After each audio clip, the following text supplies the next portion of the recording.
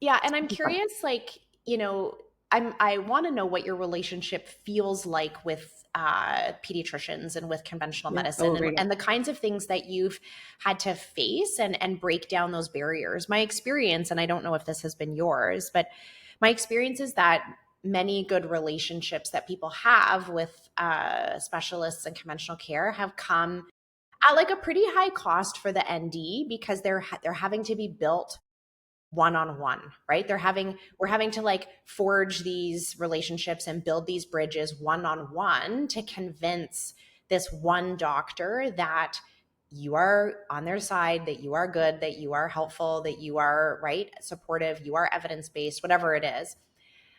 Versus feeling like you had the protection of your title to support you in engaging in those relationships. And so I'm curious what that's been like for you and how you've built those bridges in your career.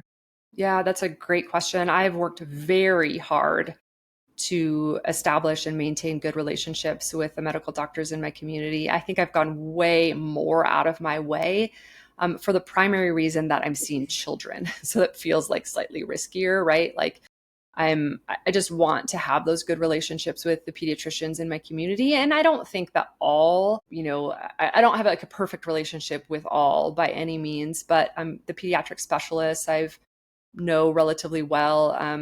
The local hospital, like right at my facility, community medical center, I've gotten to know the hospitalists on call or the hospitalists that work there, including the medical director. Not like in a personal relationship, but we've had numerous conversations. And there was actually some conversations around it. She wasn't a big supporter when we had our scope of expansion bill pass. And that hospitalist was actually testifying against us, which I was so disappointed with after so many years. But what's funny is like I've still maintained a good relationship with her just by continuing to have conversations, especially around things like vaccines and other, or just like, community transmission of disease, and like knowing that I'm there to continue to have these conversations with the community.